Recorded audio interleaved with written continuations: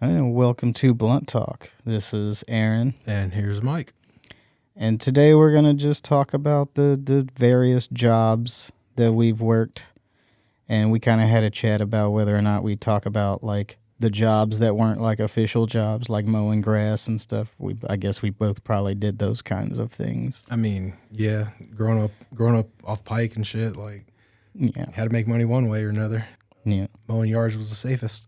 Yes, and clipping hedges and those kinds of things. But I guess the best place to start is, what was the first job that you ever like put an application in and got the job and got paid for it, and like Well, to meet all those requirements would be Kroger.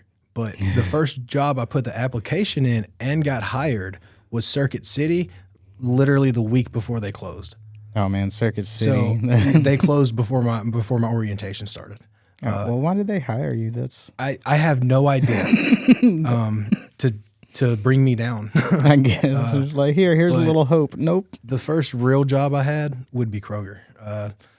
My mom was friends with this guy named Carl that was a co-manager at Kroger's for years, and he got Jessica her first job at the one on JFK. He got me my first job, and Jake his first job together at McCain. But yeah, bagging groceries when I was in high school. Yeah. Mine's a similar story to yours in that there was a job that I was trying to get and it didn't work out, and it wasn't because they closed or anything. It was because my mom and my grandma decided that I couldn't get a job because my grades weren't good enough or whatever, and that I needed to focus on school and everything. And that was Books A Million when it was still over there in Lakewood Village. That would have been a great job. Yeah, and I know one of my friends like started working there shortly thereafter, and I always picked on him about it because he stole my job from me or whatever. And I always try to get a job at the library because like I knew them all and everything. But it ended up being my brother worked at the Sunglass Hut in the mall, and there's a little place in front of it. There's Things Remembered, like the engraving place. Yeah, that place was dope. Yeah, and like he was friendly with the manager there and got me that job. And I ended up only working there for like 2, maybe 3 months before it ended up the manager and the assistant manager was taking money out of the nightly bank deposit. And I guess they weren't taking like a lot at a time, but I guess it had built up, or they just kept getting braver and taking more and more until there was like an investigation, and they had called me and talked to me about it, asking if I was in on it or whatever, like after they fired those two. Yeah. And I guess I wasn't convincing enough, so they ended up firing everyone that worked there. Just to be safe. Yeah, but like at this point, I was like, I wish I was in on it now because I ended up losing my job over it anyways. Right. Like, but could at least made a little money on the side. Yeah, that place was fun simply because I literally just walked around the mall with a set of keys. And we were mall rats, so that's great. Yeah, it worked out. And like I wasn't real super keen on that job anyways because it was boring. Like I would bring a book up there and finish like half the book on my shift just because it was not that many people get stuff engraved. I get that. So I didn't like Kroger at first. I mean, no one wants to bag groceries, man. Like Yeah. we had fun. Like the guys I worked with and stuff like that. And that's the thing. No one likes their job, but the people you work with make your job, and Yeah, I definitely can true. honestly say work wise, no, I don't miss every job, but I miss every job I've worked at because I miss the people I worked with there. We had fun. I always try to like, have that friend or create that environment where work isn't so terrible or whatever.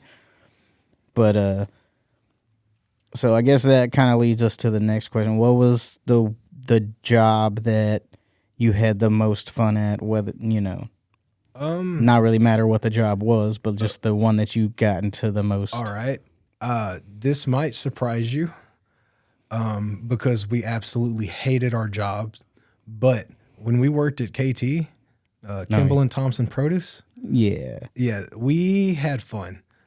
we had to have fun to survive. Yes. But yeah, no, just man, so few people. We weren't under OSHA regulation or anything like that. So like, it was just come in, and here's all the orders. Pull all these orders by whatever time, I don't remember, Yeah, I like don't 2:00, remember. 4:00 in the morning. Yeah. And I think we needed it done Most- by like 3 or 4 because then we had to start loading the truck. And that needed to be done by like 6 or something like that. yeah, it was ridiculous, the time constraint we were under. But because of that, like we just, it was just shenanigans all around, all the time. Blowing up tomatoes with Oh little yeah, there was a bottle rockets fireworks stand close by, and I probably shouldn't say this, but in the middle of the night, we're going to sneak over there and get some fireworks. I mean, come on. So yeah, I think we covered that in one of our like, other episodes but before too. we had a pallet one night of, man, probably a couple grand worth of rotten tomatoes. Yeah. And our boss wanted us to sort through them, so like we acted like we were digging through and waited for him to go home, and then we were like straight to the garbage. So we kept one box and just loaded them with firecrackers, and there was an empty warehouse next to us, so we just threw little tomato grenades all night in there. And I mean, it's not even just that. Like one of our favorite things to do was get the watermelons and take them home and make bongs out of them. Yeah. I ain't gonna lie, that was one of the coolest perks of that job, is they were like, hey, it's a bunch of produce that's gonna go bad, so Yeah, go if you need shopping, grab what you something- need, go yeah. home with it. Just don't. Funny though, the things they told us not to touch were what we always took. We always took pumpkins when it were like around Halloween, Yeah. and like they told us not to touch the cherries. I ate a bag of cherries every night at work. And then for some reason, like we had the bread for Jason's Deli. Yeah, and, like, the we would most take that home random and thing in the make, like, avocado room. We had a Yeah. deep freeze in the avocado room. yeah, and that was really the only thing. That place was ghetto. Yeah, the place was it was fun in that way where we did get up to a lot of shenanigans, and oftentimes if we were fast enough, we would end up with like a 3 to 4 hour lunch break, so we would Well, just be going to So kick it. if I remember correctly, I want to say like Tuesday night and Wednesday night were like really slow. So we would have like a 2, sometimes a 4 hour lunch break, right? And we just kicked it. But Thursday, Friday, and Saturday nights, all 3 of those, we weren't done pulling until halfway through our load time. So it was, we usually came in early. Remember, he used to be on that bullshit where he'd call us in the middle of the day at like 4 or 5. Weren't Yeah. supposed to be there till 9 o'clock at night. He'd call us at like 4 or 5. We'd have to come in and start pulling shit and still be Yeah. pulling at like 4 o'clock in the morning, then finally load trucks and have 2 hours to just shit and get on it. And I guess it will be a little bit more clear about what we mean by pulling, and is literally just this big warehouse, like a refrigerated warehouse, and we would be in there with like t-shirts or tank tops and gym shorts, just walking around this big, massive refrigerator. Some of the rooms were more cold than others, but It's a produce house. It's just a warehouse that gets produce from like Nogales and those big companies, and restaurants would order, local restaurants. We'd get tickets printing off like kind of like a restaurant ticket printer. yeah, And it's the same it sound. was just a bunch of labels telling you what to go pick for every restaurant. Like just I pulled stack orders on it. like I pulled North Little Rock and you pulled West Little Rock. I remember that. And Yeah. then we'd hop on all the others. Yeah. And I mean, really what it came down to is we just would walk around like this place wanted this many boxes of tomatoes, and yeah, we would just make sure on their pallet there's that many, and then we would load the truck in the order that we pulled on the pallet, which is the reverse order of the tickets that we got, or the order that it needs to be loaded. That took a in. minute for us to get that down, because when the tickets print, you don't know what order that is supposed to be loaded in. Yeah. But because we did the same truck every night, we knew our drivers, and they were like, hey, bro, here's my route. Yeah. So we were able to do that to make it easier on ourselves. Because fun fact, if you don't do that, every single order that you need is at the bottom of a pallet. Yeah. And so that was, the first little while of working there, it was hell in the sense of just trying to figure out how to do our job. And by the time we got good at that, and once we realized we were good at this, and that was around the period where we were getting like 4 to 5 hour lunch breaks, We because fucked ourselves. yeah, we ended up being too good, and then we ended up being the only people that worked there. Yeah, Greg was like, "Why have 7 guys getting paid when literally the 2 of you and your boss can do it?" Yeah, and so yeah, at first it sucked because it was just hard because we were trying to figure out how to do our job best, and then the second half of our career there it sucked because we're doing the job of 6 to 7 people, just 2-3 of us. When he finally hired 2 more guys, one he made kind of like our boss that he wasn't allowed to help us pick. He had to go clean. Yeah, he but was he just still helped us 'cause he was cool as rearranging shit. and stuff. And then we hired this dude that like We mentioned him before. Trevor, straight serial killer vibes, man. Yeah, we mentioned him before. Yeah, But like, that was basically where we had this like all, a month to go before he fired us, though. At that point, Yeah, which we've talked about that too. yeah. But that job was interesting in the way that like it did kind of put us in a certain attitude to where we did eventually get to this. Yeah. So I'm thankful to that job for that mostly. So here's to change tacks a little bit. What is the job where you got the angriest Oh man. on like a regular basis? On a regular basis? Yeah. Ooh, where I'm at right now, Aqua Shield, man. I love my job. I really do. I love doing what I do, and I love majority of the people up there. I love the guys I work for. And I love Cindy like an aunt.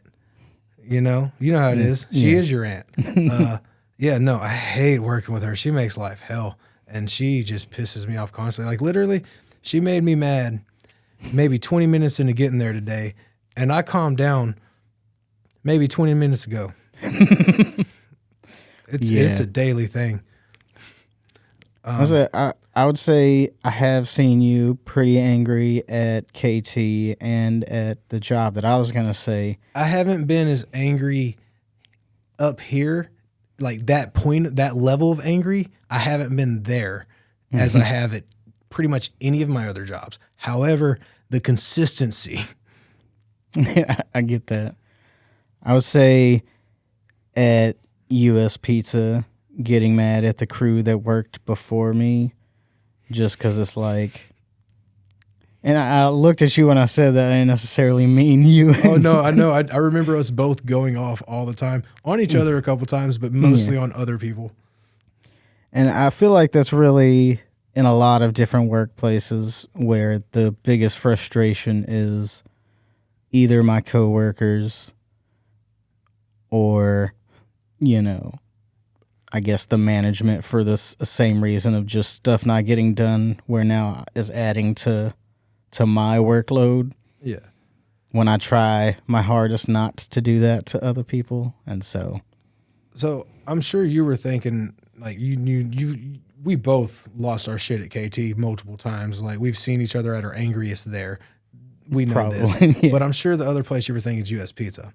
And I think the thing there that got me is I had a policy working there, my own little personal policy of how I dealt with people that I worked with of you can be lazy or you can be a smart ass, but you can't be both.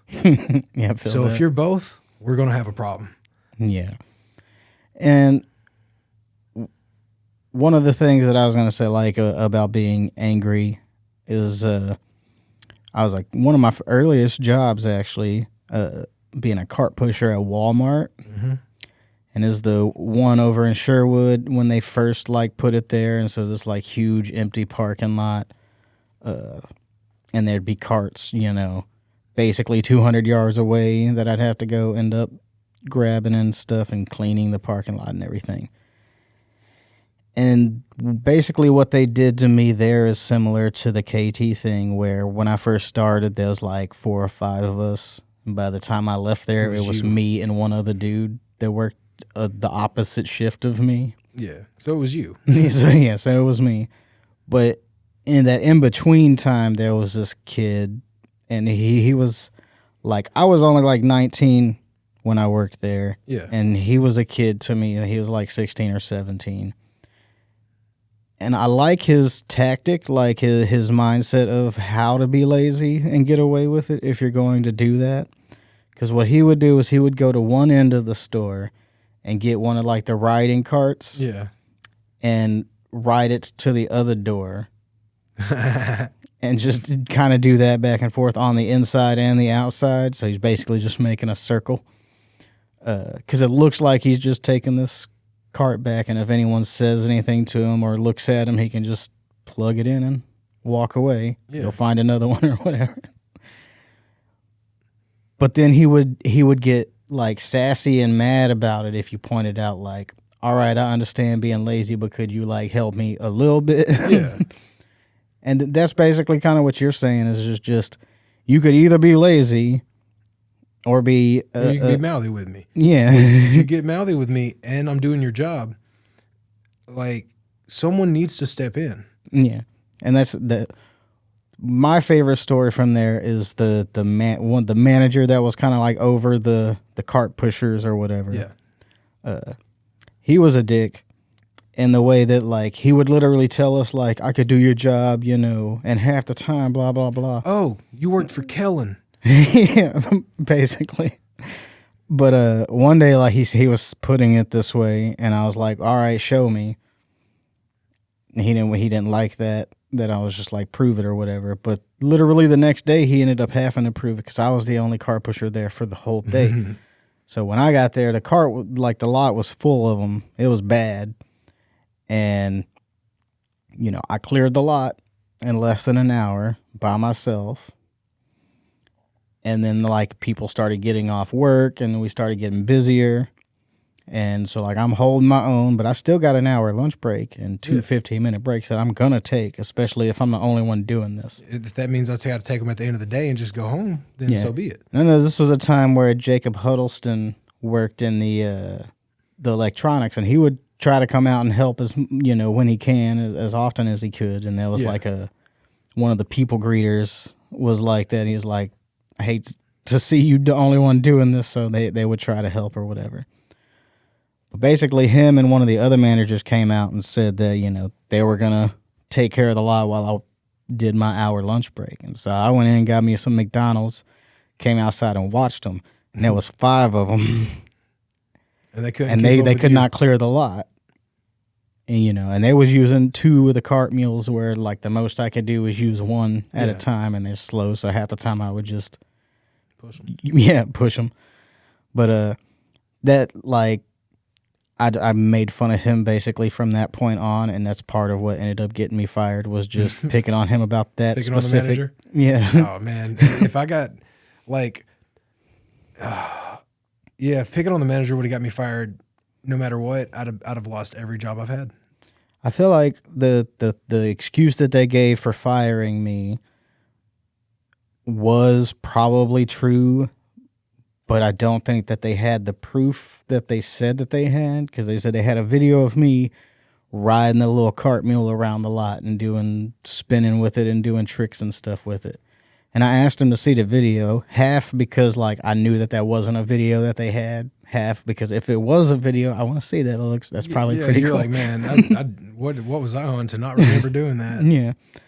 And so, but that is the place where I was probably the laziest and most, you know, fucking around all the time. Because like me and one of the guys that worked there for a while, he ended up getting fired for something that I taught him to do. We'll get to that in a minute. But we used to just go sit down in his car and smoke blunts in the parking lot on the clock. But we're out in the middle of the parking lot, and so we got a good view of the door so we can see if like a manager's looking for us. We can like sneak out the car and come around. Like you're grabbing carts. Yeah. But that's the kind of stuff we would get up to and like just walk around the store. We're like, someone says something to us. Well, we're trying to find the Gatorade to remake our Gatorade outside because they had like a water cooler for us. But I ended up teaching him that, like, on your lunch break, you can just go home if you live close enough. But where he lived and the timing and the traffic and everything, that was a bad idea for him. Yeah. For me, it was easy because it's like right down around the fucking Donovan Briley. Yeah. It's like right there. But his was like almost all the way down Keel. And so it was just a bad timing. But he ended up getting fired for that, even though I was with him. But he didn't tell them that I was with him. So Oh, good looking out. yeah, it's a good friend. But Yo, you remember when US Pizza fired you? they hired me back immediately. No, it was a mistake. And Yeah. what's funny is like, It wasn't a mistake. no, we played it that way though.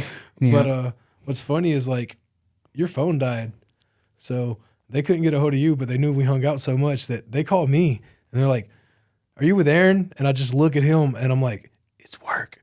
And then I go, "Nah, but I'll see him later. What's up?" I can give him a message. That's when I was buying my dress. Yeah. You Or were Tara was buying You were me a shopping dress. for a dress. We were hanging out with Katie and Tara. Yeah. But all right, so here's a fun question about John. What was the job that was like the easiest, laziest job where you didn't really do shit much compared to some of your other jobs, I guess is the better way to put it. I'll say Kroger, but it depends on when. Like when I started, it was bagging like that for sure. Cashier should have been. I made it difficult, and I was the laziest doing it because I don't like people. You know this, man. I ain't trying to talk to all these fucking people all day. So like, That's fair. and they were always on my ass about, you got to go faster. I'm like, why don't you put me doing some real work instead? And then I will. But so I was pretty lazy doing that. But no, like once I got once I went overnight and I got in the grocery departments and like when I came back, got in trouble, got kicked off nights, which was fucked up because the whole night crew wanted me to stay. It was just the general manager, or it was like the store manager. He was just a dick. But like I got put back on days and I just bounced around to like pretty much every department, just jumping in where they needed people the most that day because I knew how to do everything. I worked my ass off then, but yeah, no, on the front end though, I didn't do shit. Because mine is basically the only grocery store I worked at. It was the Walmart neighborhood market.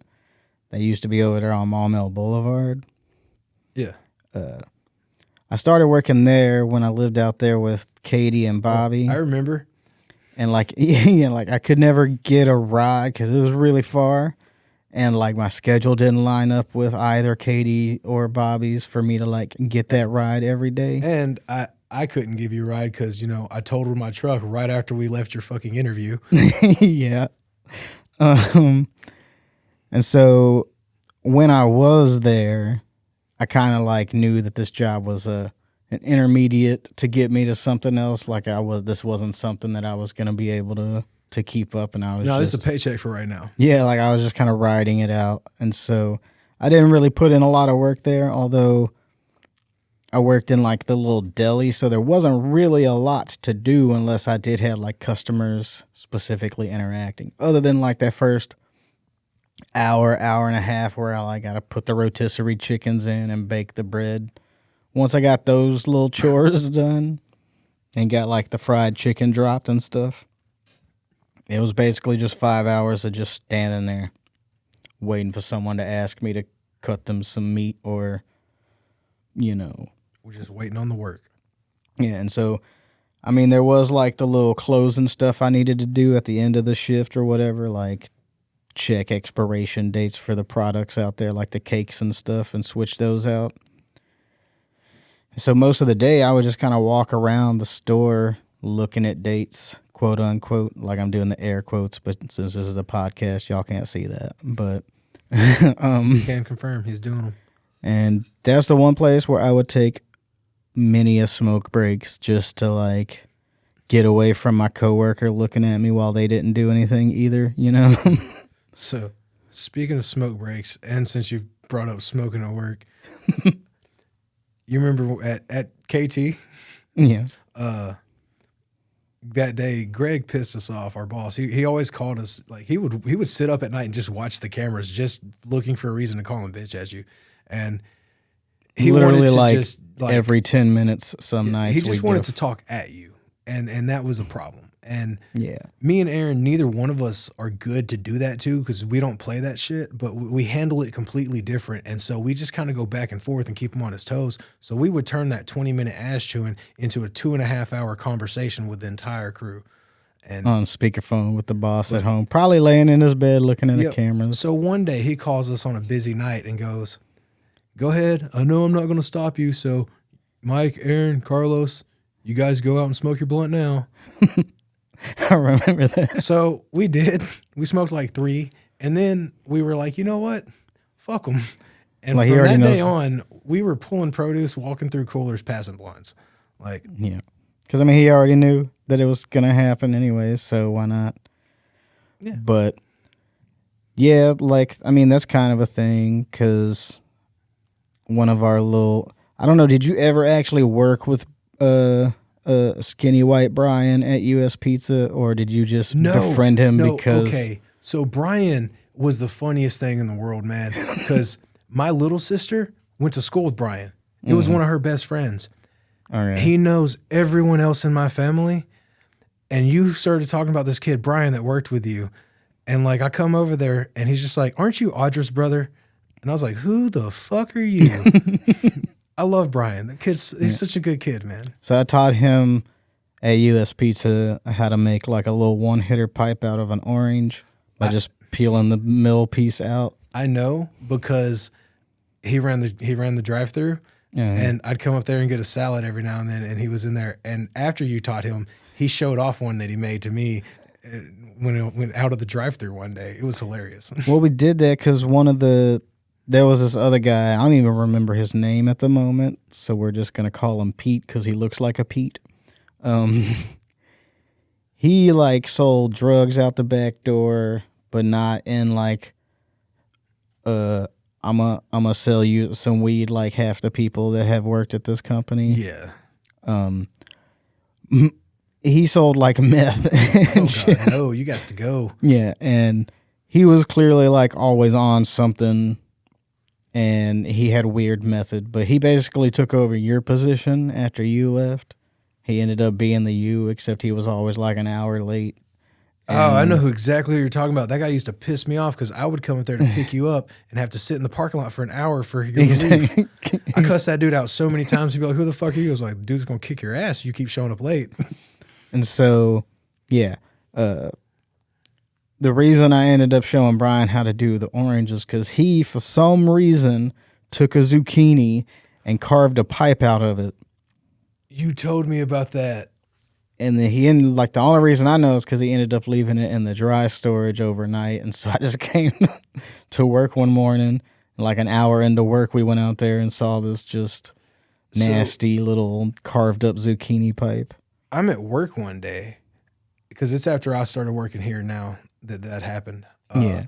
I'm at work one morning and I go over there and grab my phone and I got a message from you and it's just a picture of that zucchini pipe and it's like, "Bro, we got some fucking crackheads here now."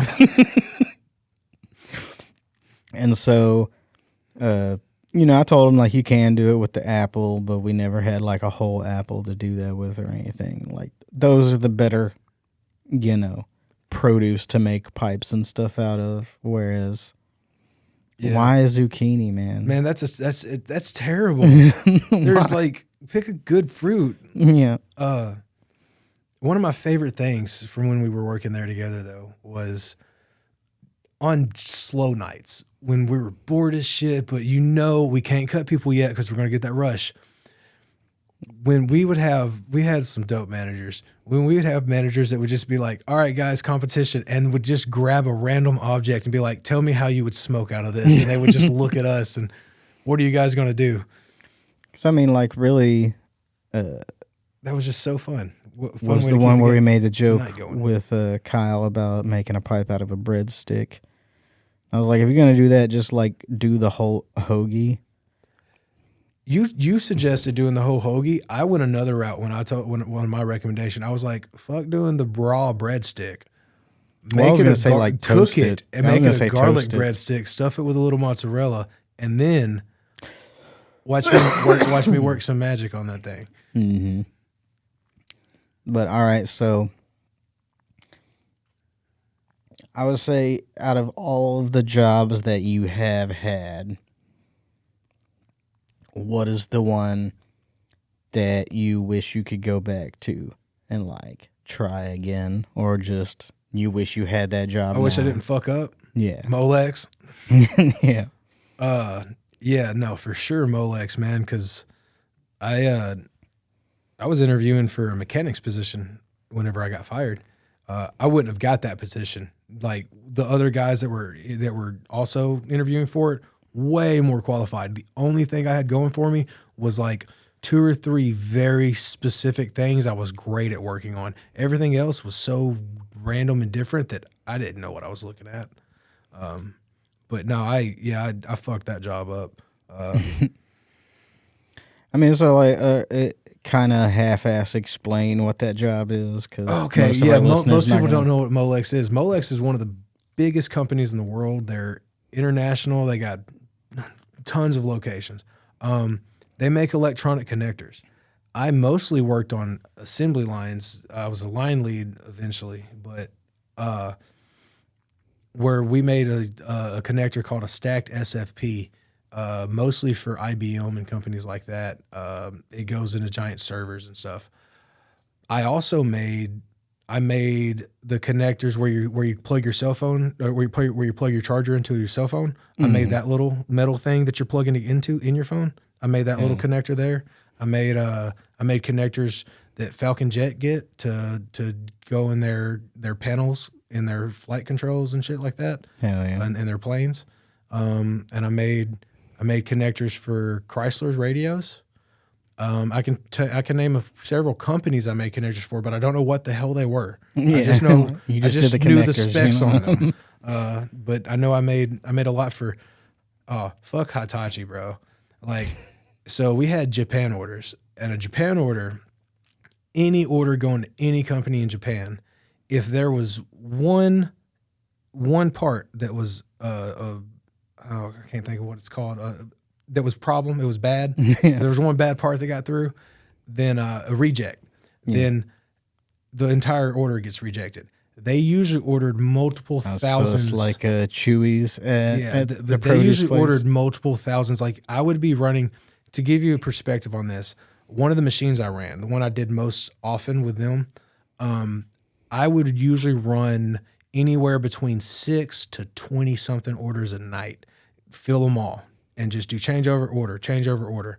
When I did their orders, it was usually about 2 weeks straight of just running the machine and packing all these up. To give you a perspective of how many things ordered at once. One thing was wrong with it, it came back, the whole order, and like you got in trouble. Also, any company in Japan also sent people over at any given moment. Surprise. This is a plant that runs 24/7, by the way. Even on holidays, it does not shut down. White glove inspection. They will literally walk up, put a white glove on, and run their finger across something on your machine. And if it's not perfectly clean, you shut down and you clean. And what sucks about that is these are machines that you are pumping oil on and stuff. Like we used Lamson oil a lot. Oh yeah, so it's a pain in the ass. These are dirty machines. Yeah. So it's basically the if rest of a your white shift glove guy trying to- came in, you're down for the day. You're cleaning and you're getting written up because you failed the Missed white your glove. shit. Yeah. It was just a setup, man. But no, that we was, trying to fuck I over act today? like that was a big thing. We did a lot of Japan orders, but like white glove, I worked there for a few years and I saw one white glove inspection, man. Yeah. 'Cause it's not something they're probably trying to deal with anyway. I got stories of it because I worked third shift. I worked overnight. We got what they would do is when they hired people on, temps on, you had to start on third. Most of them, unless they really liked you. If you're a woman, for the most part, they would let you stay. It was really sexist up there. I'm gonna be honest, but I learned from a lot of the guys that were just hired on while I was still a temp and stuff, like coming from first shift, that had been there for years trying to get hired. Like, like white glove. This is what happens, and Yeah. I never saw it though. Like personally, I saw a guy come in and go to assembly 3. I worked in assembly 1, so I didn't actually see the inspection myself. Yeah. I mean, for me, I don't know anything about the company anymore, but it was when I was a file clerk for Wilson and Associates law firm. Yeah. They were a law firm that did mostly like real estate stuff and like, you know, business, like if a business is trying to buy another business, this Acquisitions. this is the company that they'd probably try to go through. And I was a file clerk, which is just a giant warehouse of multiple shelves, twice my height, just jam-packed full of just files of paperwork for basically the entire history of this company. I don't know how often I never saw them clean anything out or get rid of any of it, so I'm assuming they just From didn't. day one. Yeah. And I was there for like 7-8 months or something like that. And basically my job was just every day I would have a box full of paperwork, and there's like one specific number that I had to look for and go find the file that it goes into. And then sometimes they would give us each like a order of stuff they wanted us to pull. And then twice a day I'd like made the rounds of every office in the building. You know, removing stuff from their little file. And that job was fun in the sense of like I could wear headphones. I didn't have to talk to no one. Like I had a job and that was my job to do it. And if they needed anything, then, you know, I would get called to this one dude's office and he would give me this extra job or whatever the hell he needed me to do. And it was simple and straightforward, but this job was paying $9.50 an hour back in 2008 when minimum wage was $6.55. And so as a 18-year-old, that was a nice, good job to have. Plus, I didn't really have many bills or anything that I had to, so this was just money for me. Yeah. I ended up quitting that job because my direct boss and then the guy that was the head of the mail room, which was adjacent, like literally in the same massive warehouse as we were, they didn't like me. And so I had to deal with their bullshit. And so when offered a different job, which was substitute teaching, like I was like, that's fine. I'll just do that. And it was a little bit of a pay cut, but I think they were paying like $50 a day or $50 for any class that you substituted that day. So you could do 2 half days and get $100. Man, that's dope. And if you only did like 1 hour, you still got your $50 because that was a session. That's dope because so mom was a substitute for, excuse me, for a long time. Yeah. And she always worked at elementary schools because that's that what way I she was could be doing. off in time for the kids. Yeah. I could only do elementary schools because I was too close to 50, the age of high schoolers. And then at one point it was $55. Yeah, they started raising it up after a while because they wanted it to at least be above minimum wage so it didn't feel like they was, you know, which I mean, I get that, but I mean, even if you did pay them more though. If you did $50 a day for 5 days a week, and you know, that's still basically about $1,000 a month if you worked every day, and so that was a little better than what minimum wage was back then, and so I was happy with it. Yeah. For what we had. Yeah, but I guess though one of those two jobs is I don't know what substitute teachers make nowadays, but I'm assuming they tried to keep up with the market pay of some sort, you know. But here's a fun question. What's a job that you regret ever having done and you would never wish anyone had to do that? And for this one, I'll cover like any job, whether you got paid for it or whatever, just any work that you've done that you wouldn't, you know, ever want to have to deal with again. I mean,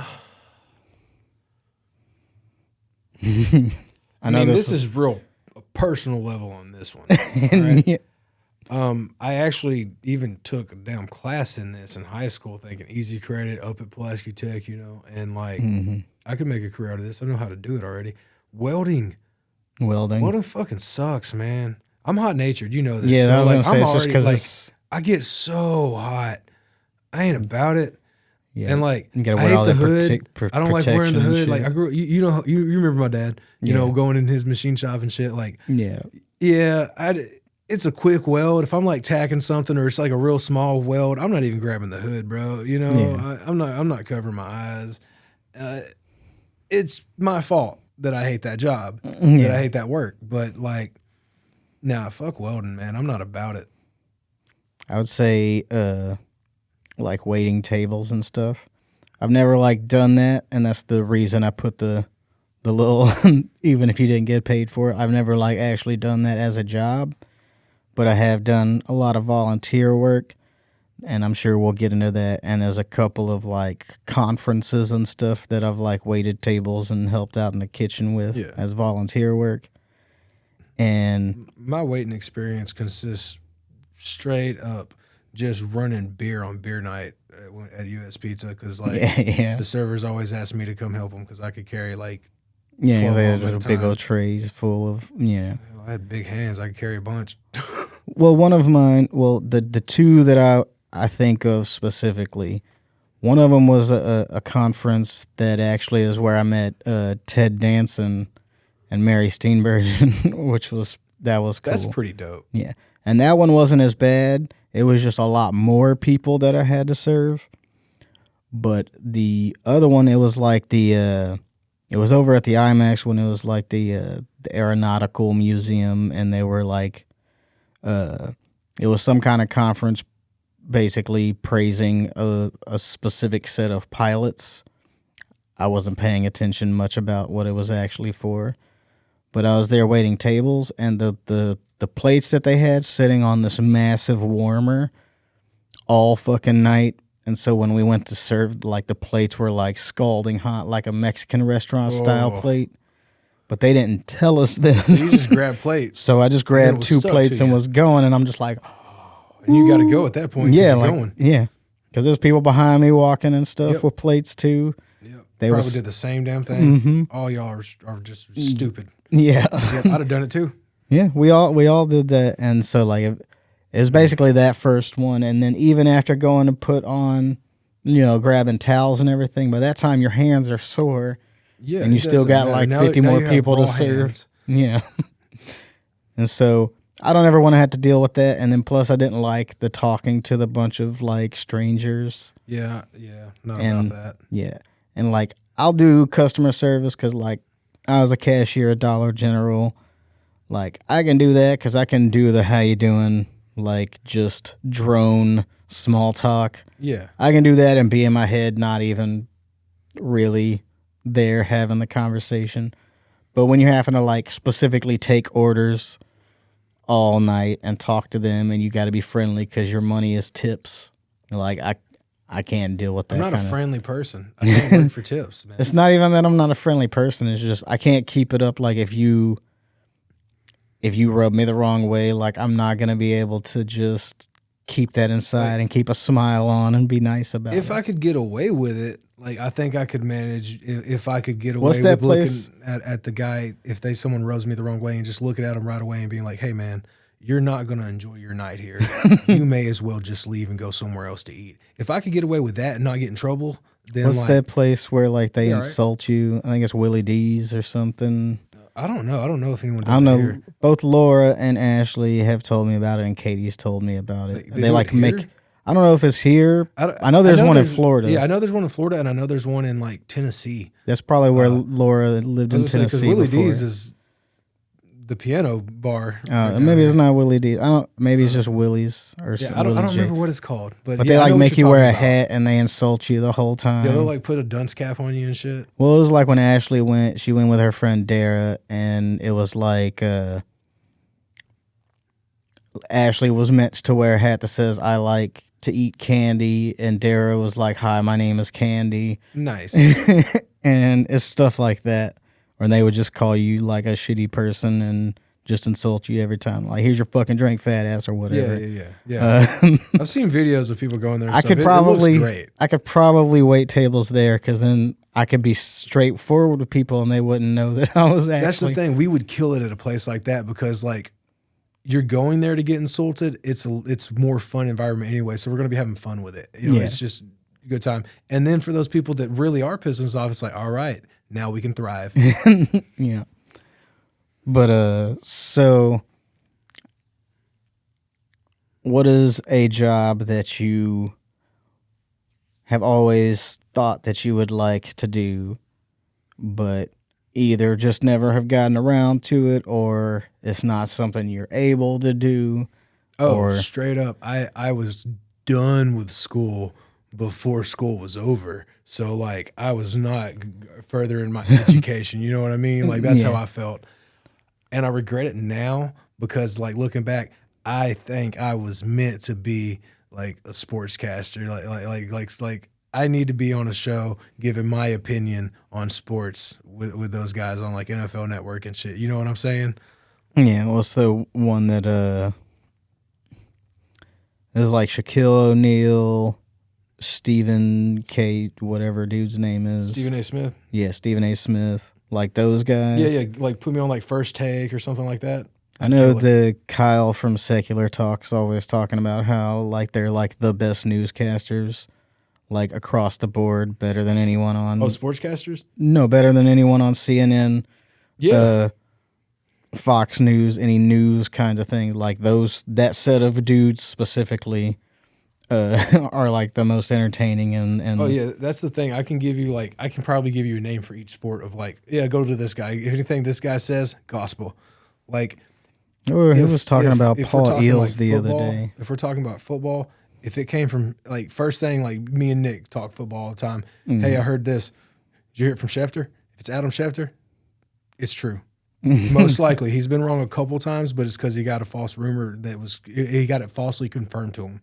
But if it's from him, go to football. If you want boxing, look up Max Kellerman. If you want a guy that's good, one of the best at everything, knows his shit, but he's got that bias that you know. But I can't complain. I'm the same way. You can see my biases. Stephen A. All right. But you want entertaining, electrifying. Stephen A. Shannon, all those guys. Yeah. Yeah, I got to say they are better than most newscasters. Honestly, my opinion is any good sportscaster that stays relevant, because the shitty ones come and go. You will see them for 2 or 3 years and then you don't see them anymore.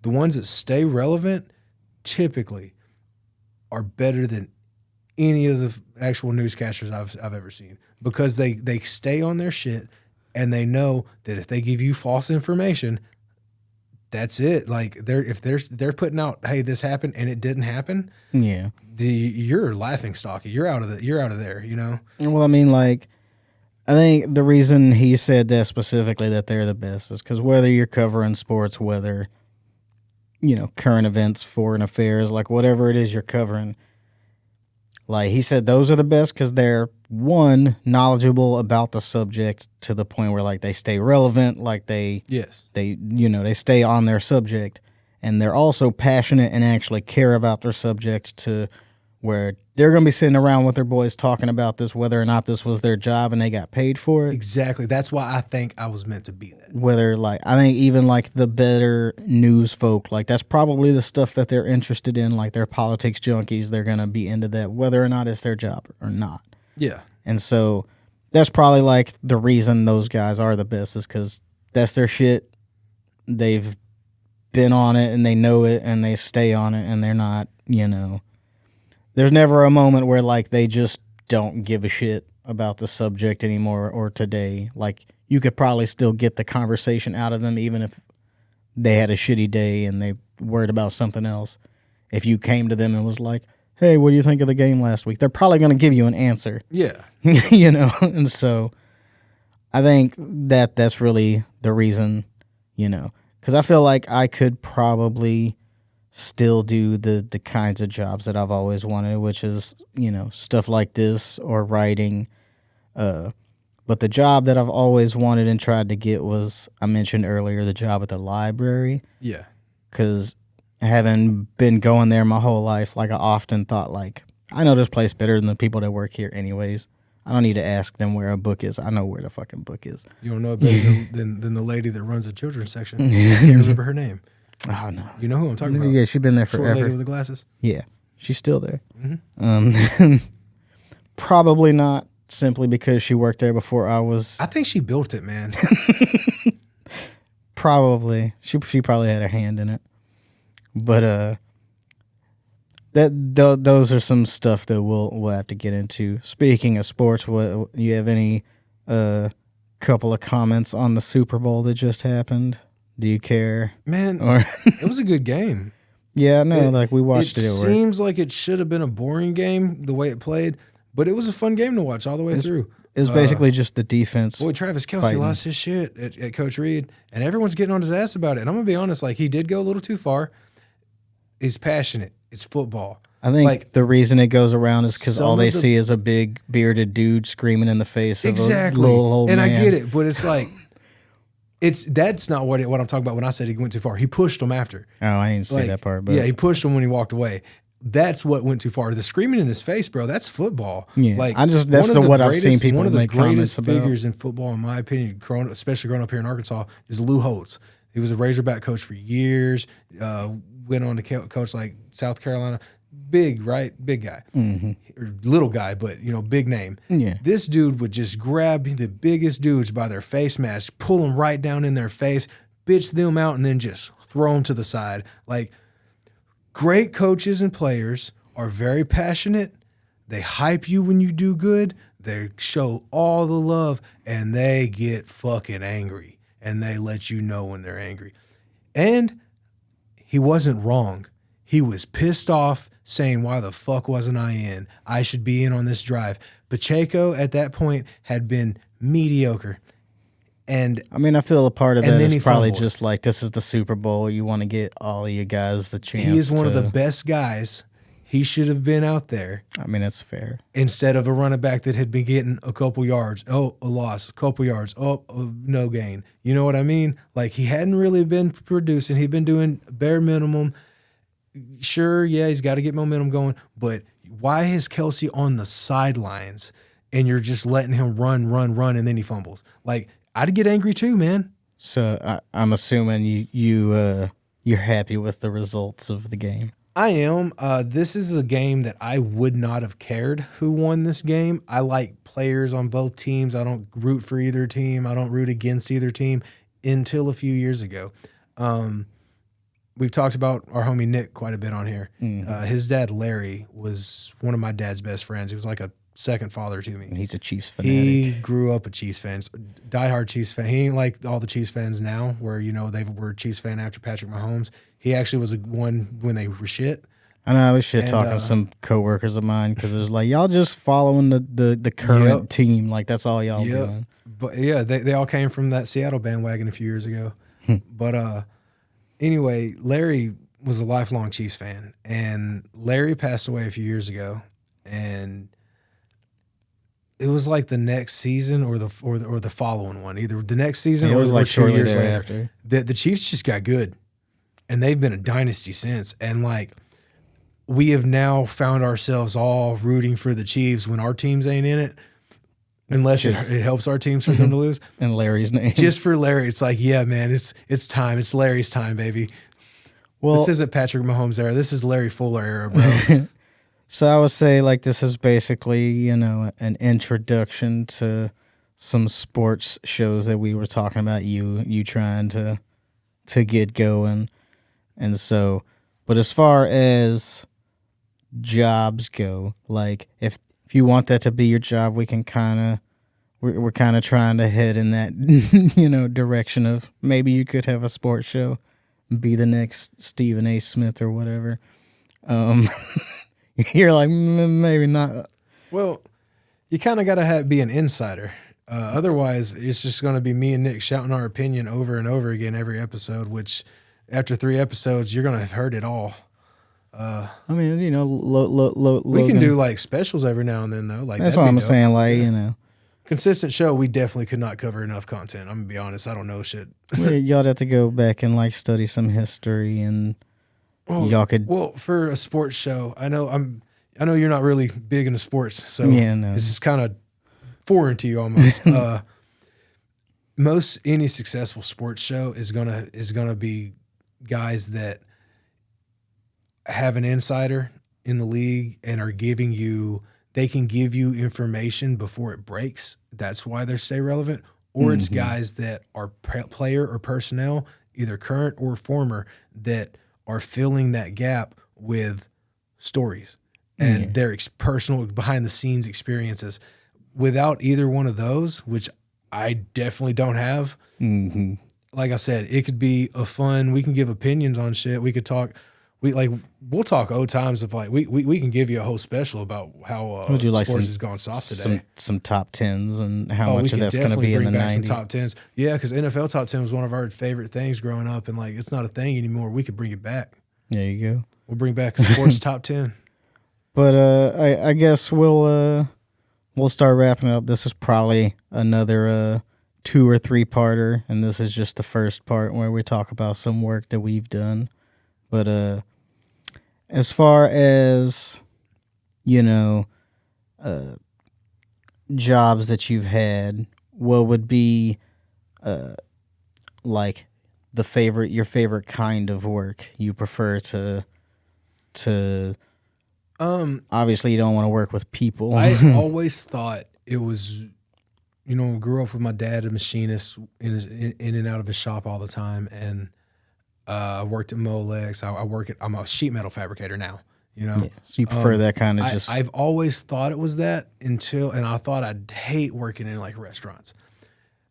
I've always loved cooking, but I thought I'd hate working in restaurants. Man, until I got on a line. Like, line cook is where it's at. It is one of the most fun jobs you can have. I love that work. They just don't make shit, man. Yeah, that is the problem. Now, with that being said, I still, it's a dream to open a diner, man. Like just a little diner, or like a little mom and pop style diner. I've always wanted one. And we've talked about that. Hell, I even got the numerous perfect times. name ever since my dad passed, man. Tinks. Like, Yeah. it's perfect. So that's what I'd love to do. Cooking's fun. Running a kitchen's fun. Yeah, as long as you get the right crew. But so like I said, this is some stuff we'll probably touch on again in the future, and it's fun to reminisce about old work stories, and we got a whole bunch that we didn't even bring up today. I'm sure we can get some old coworkers as guests sometime. Yeah, and so I guess that would be it for this episode, other than a few things we'd like to say.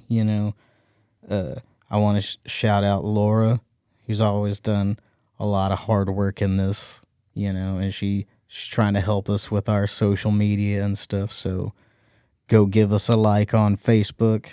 And we got 3 Facebook pages right now. It's Strange Creation Co. And then there's The People's History of Horror, which is our other podcast, so go check that one out. And then we got the Blunt Talk, finally, Facebook page, so go give all of those a like and follow us on there. That's the primary place where we put out news and polls and any stuff like that is going to be there.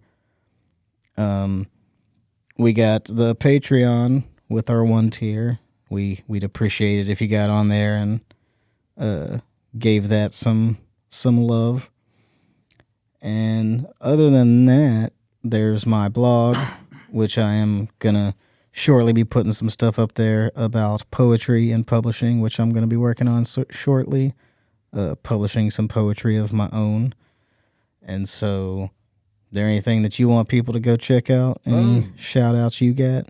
Well, you pretty much said everything we need to go check out.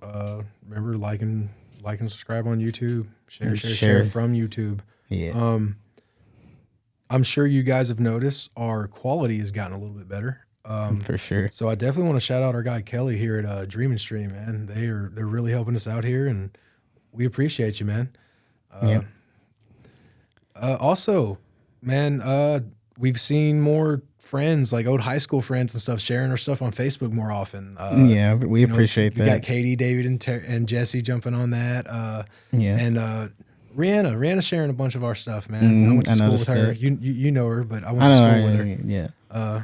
Yeah. So like, thanks guys. Yeah, Love y'all. we appreciate that, and keep on doing that, because the more it gets around, the better, the better we're doing over here. So, but yeah, other than that, go roll you one up, sit back, and listen to all our other episodes while you smoke you a couple of blunts. Yeah, we'll be back with People's History next week with The Stand Part 2. Yeah, we're digging back into The Stand. It's probably going to be a little bit longer episode. They tend to be.